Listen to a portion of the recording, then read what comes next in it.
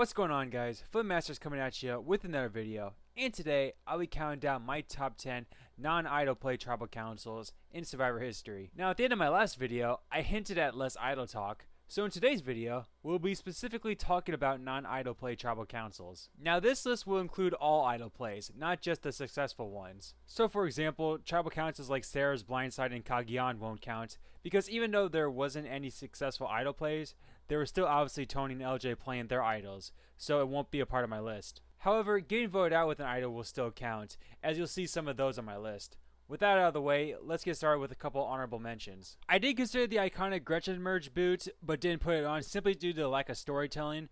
I considered John Carroll's Blindside a big moment in Survivor history, but ultimately I chose a different tribal counselor from the Marquesas to put on instead. Roger's Blindside from the Amazon was an extremely strong contender, but I decided to go with another tribal council that was pretty similar. I considered a bunch of tribal councils with great reactions, like all the ones in Guatemala, and even Michaela and Natalia in later seasons, but ultimately didn't put any of them on. Considered idle misplays such as Eliza and Randy, and both of them just barely missed.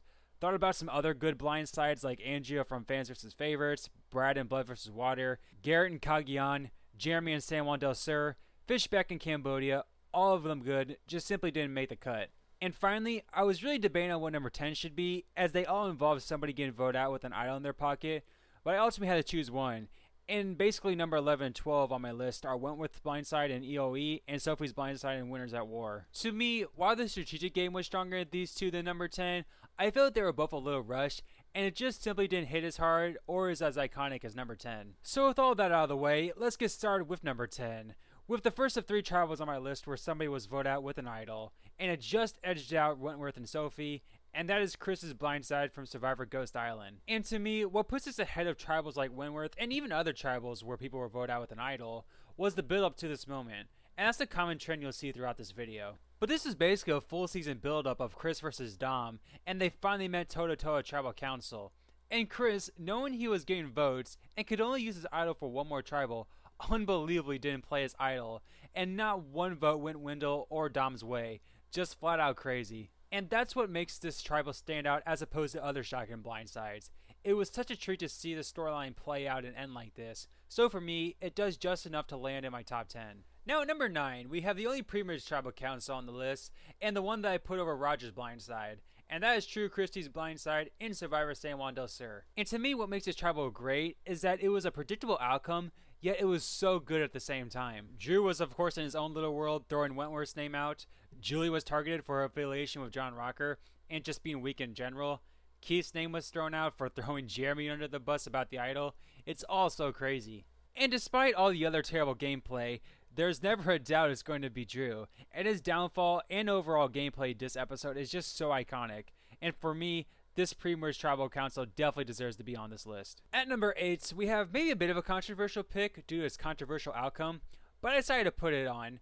It is the first rock draw in Survivor history, the purple rock draw resulting in Pascal's elimination at the final 4 of Survivor Marquesas. And yeah, it's stupid that Pascal went home, but considering this was supposed to be an easy Vesepia vote, she clutched up and won immunity, leading to her and Kathy both being desperate and voting with each other for Nalia. This of course led to a new concept of rocks, and again everything just seems so clustered and how everything changed so quickly, and before you know it, a guy that didn't even seem like a possibility to go home is going home due to a purple rock. Again, you can argue that it's unsatisfying, but in terms of entertainment and craziness, for a tribal council with only 4 people, it's really amazing how a simple vote turned this chaotic. So for me, despite the unfairness, it still has a spot in my top 10. Now at number 7, we have what many people consider the best blindside on somebody with an idol in their pocket. But for me, there's one other tribal that's a bit better, but this is still obviously good nonetheless. And that is Ozzy's Blindside at the final 9 in Survivor Micronesia. Again, the build up to this was incredible, as Ozzy was so much more unlikable this season as opposed to the Cook Islands, and having an idol, being in the majority alliance, and being a challenge beast made me worried he had a legit path to victory. And players like Serene Parvati thought this exact same thing, and knew this might be their only shot to blindside him, as he could literally win and idol his way to the end. And let's also not forget that in the immunity challenge, Jason dropped out on his own, and everyone was making fun of him that he was the stupid one, and would be voted out. And it was just so great to see the likes of Ozzy and James's facial reactions as each Ozzy vote was read. And speaking of James, I actually don't have him getting idled out on the list, as despite how great of a moment that was, it didn't hit nearly as hard as Ozzy and even Chris's Blindside. However, this tribal had it all. A great build-up, great moves, satisfying, and is downright iconic. So it lands here at number 7. At number 6, we have, coincidentally, the final 6 rock draw from Survivor Blood vs. Water. And what makes it so special is not only did we get a rock draw after 23 seasons, but we also got Hayden's amazing performance along with Jervis's hideous performance, which caused Sierra to flip. And speaking of Sierra, say what you want about this being an obvious move to flip, as yes, she was at the bottom of the 4, but still that puts her one challenge away from winning the game possibly. And for her to take such a massive risk to make the smarter move goes to show just how hard she was playing to win. Even some of the hardest players in Survivor history I don't think would risk it if they were in Sierra's shoes. And it's crazy we got a rock draw under these circumstances, especially since there shouldn't have even been one, since Tyson could have played as idol and avoided possibly going to Redemption Island with an idol in his pocket. It's a shame that it was Katie, the least exciting outcome, but still, this is an absolutely crazy tribal council, so it lands here at number 6. At number 5, I have the first ever 3-2-1 vote in Survivor history, which is Courtney's Blindside in Survivor Panama. And you know, this is everything great about a plurality vote.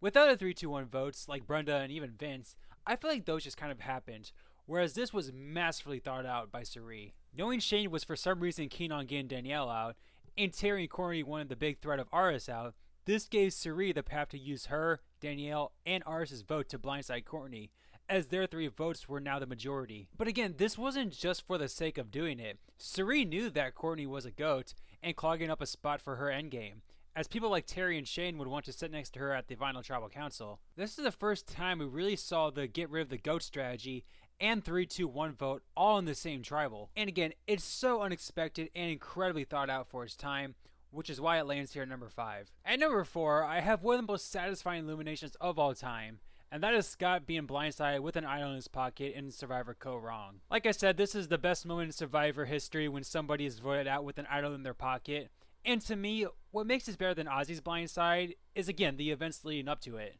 The previous vote, we had another great tribal with Debbie's blindside, and the 3 guys scaring everyone with their idols. Then the play went into fruition even more in this episode when Jason beat Aubrey in the immunity challenge, which looked to be to her demise, as Taya and Scott could both play their idols, and or use their super idol on whoever had the most votes, since the 5 others didn't have enough to split on the 3. But Aubrey used her amazing social skills to flip Taya on Scott and Jason, which led to the iconic moment of Scott not only getting idled out, but him getting embarrassed by Ty, flat out telling him no at tribal, adding so much to this blindside. And to add the cherry on top, Scott has to be one of the most unlikable players to ever play the game, and seeing this happen to a flat out bully makes this the best tribal council where a player was voted out with an idol in their pocket, in my opinion. Now at number 3, and this may be really high to some, I mean I'm sure most people may just think of this as any other good blindside, but to me, this vote defines everything great about Vanuatu, and that is Leanne's blindside at the final 7. And again, like I've been saying, you have to look at everything that led up to this vote. Going into this episode, Chris is the obvious target.